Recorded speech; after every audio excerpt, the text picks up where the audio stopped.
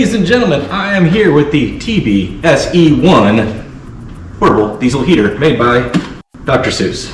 Just kidding, it's made by Hcalory. And it took me about 10 minutes to put this thing together. And what you have basically is a heat exchanger, so a diesel burner in an aluminum case in here, and a fan that blows across the aluminum case. That means there is no open combustion in the shop. We'll dive into that in a minute. All of the exhaust gases get pumped out of the exhaust pipe. For this thing to work, it needs power, ideally 12-13 volts, basic car voltage, because that runs the fuel pump and the glow plug and the fan. So it comes with this contraption that you hook up to any 12-volt car battery. I am certain I will cut those things off and make a cigarette lighter attachment so that I can use it in a car or with one of the power stations, the Blue Eddy or the All Powers. Now it also comes with an AC adapter. Standard AC plug, converts to 12 volts, goes in the machine. So we're gonna really challenge this thing, and what I mean is we gotta find out if it can actually make a dent in a shop this size, because there are a lot of heaters on the market that can, but I got some beef with those things. So I will not use a heater in a shop like this that has open combustion, whether that's a wood stove, a torpedo, one of those propane things. I don't want open flame of any kind in the shop because I spill stuff. I spilled the fuel going into here. So I don't know if you guys have ever seen a vapor fire actually happen, but it's really scary. Basically, vapor is invisible and it creeps across the floor. It hits an ignition source and it just poof, and then races back toward the fuel source and then kaboom. Or vice versa, you light the fuel source and then the vapor runs out in a big old wall of fire. Just look on the YouTubes for idiots starting fires with gasoline. So the last thing I want is a constant ignition source waiting for me to make a mistake. Sometimes we make a mistake. Also, we expose ourselves to a lot of stuff in this hobby. Chemicals, solvents, paints, particulates, all kinds of stuff. So I don't need to add to that fact with like a kerosene heater. If you've ever been around a kerosene heater for a long time, yes, it warms the room and it's trapping the heat in there, but it's also trapping all of the leftover combustion gases. And to me, it's like an instant headache. I don't want to be breathing that stuff in day after day. I would rather be cold. So this thing separates the exhaust gas from the heat. So we're gonna fire this thing off in here for the first time, just make sure everything's working, all of that. And then we're gonna start our actual experiments. These things are rated for like 250 square foot. So we're gonna be way, way, way above what it's advertised to do. And on top of that, square feet has nothing to do with cubic volume of air, which there's a lot in here. So we'll see what it does. We are gonna see how much this thing can decrease the suckitude of working in cold weather. And what I mean is, how much can it raise the temperature in 3 different scenarios? We're gonna try it in the van, then we're gonna try it at the shop at the ranch, which is like 22-ish by 30, and then last, we're gonna try it in this shop, which is 24 by 30, with 12-foot walls, 16-foot peak, absolutely no insulation whatsoever. This thing is an 8 kilowatt, which is about 27,000 BTUs, which is roughly the same as one of those propane heaters that looks like a space alien. So I kind of qualify as a handy doofus. All right, it's pumping out some warm air. It is no longer pumping out much smoke. I would say the initial burn-in has been done. So, move the van back here. We're gonna try it out.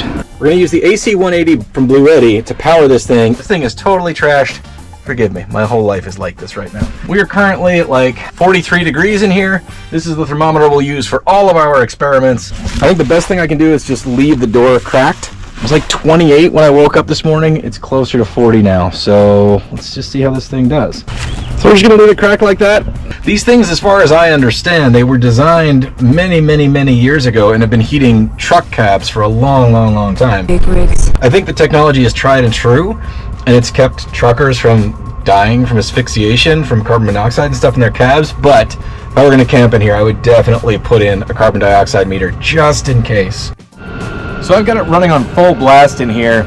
All you're really hearing is the fan noise. The fuel pump's drowned out or it's moving too quickly to be loud. It's just kind of like white noise, but this is on its number 6 setting, which is just full blast. On that, even going through the AC, it'll run for 15.6 hours. It's been running for about 10 minutes. And in the back of the van, we're already sneaking up to 60 degrees. So that's pretty quick work, even with the door cracked open like this. All right, this is proving everything I need to prove. It's already up to 65 degrees. I have no doubt that it can continue to heat this van. It's actually getting kind of warm, so I'm gonna shut it down. We're gonna move on to experiment number 2.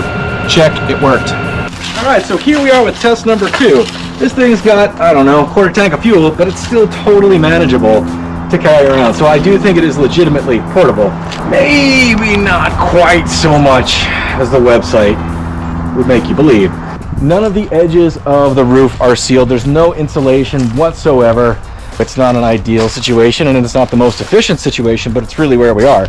So I want to see if this heater can take the edge off of the situation. So behind me is the Datsun 720, and this thing has been fighting me oh so very bad. And this is where I think the heater might really help.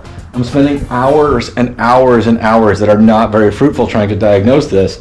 And when I am cold and I am uncomfortable, and I'm already not having a good time, maybe not having fun at the moment, it makes it a lot easier to want to just give up and walk away, go eat some hearty food, crawl under the blankets, and come out in spring. So I'm hoping that making it a little bit more comfortable in here will make it a little bit easier to fight the good fight, because that's what we got to do.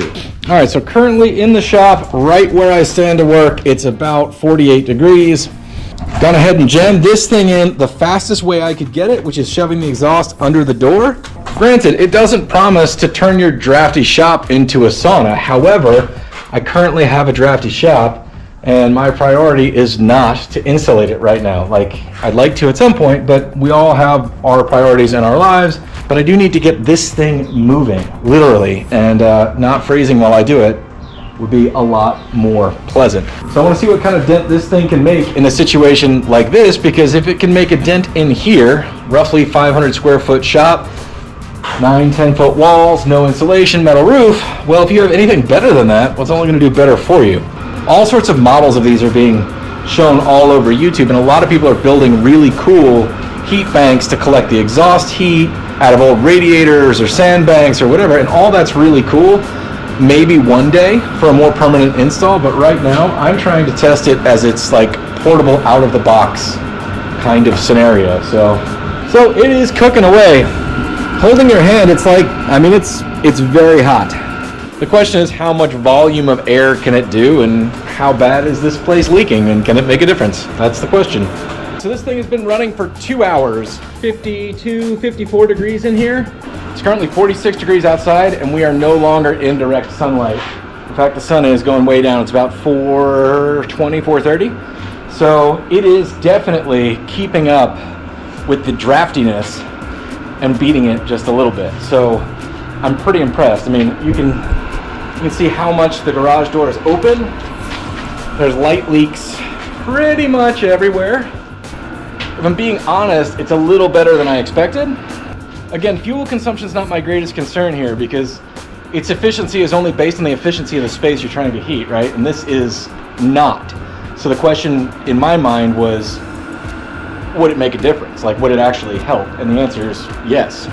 Also, after 2 hours in here, there's no ozone, no diesel smell, nothing like that, which is a really big deal. If a kerosene heater had been on for 2 hours, we'd know it right as we walked in the door. And no open flame. That's the other thing. No open flame. So the exhaust is extremely hot.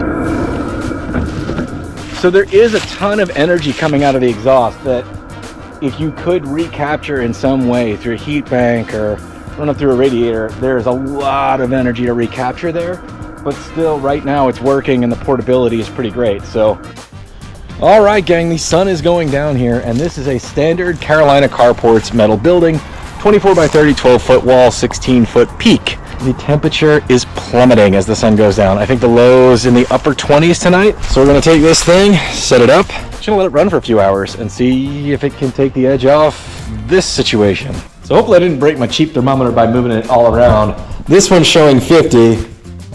That one's showing like 42.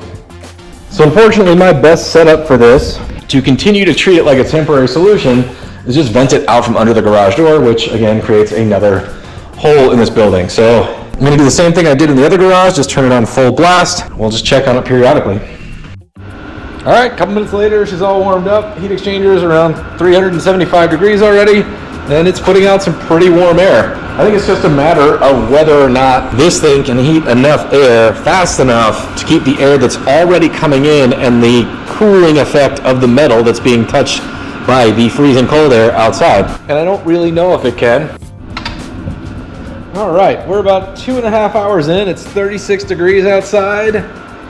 I'm seeing roughly 42 in here. It doesn't feel discernibly warmer, if I'm being honest with you.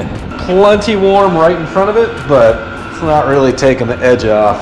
We'll let it go for a couple more hours, see what happens. The short version is it's not keeping up with the temperature dropping in here yet. It's 35 degrees outside. We've only got about 42 in here. Granted, this space is absolutely huge. This thing is cooking away at full blast. Standing in front of it, it is plenty warm. It is putting out very, very warm air. So I am shutting her down for the evening. There doesn't seem to be much point in burning the fuel all night just as an experiment. We've held steady at 5 to 7 degrees above ambient temperature as the temperatures dropped, but this place is huge, right? Relatively speaking. It is portable, just like they said. Had it in 3 locations today. We had it in the van for a while, worked swimmingly. Moved it to the other shop, which is smaller, the lower roof. It did pretty well in there, even not set up for maximum efficiency. And then in here, I think it's just too much air volume and it's simply too cold. However, using this thing, because it's portable, and ducting to your regular work area, I still think it's better than pretty much any other heater that I can think of.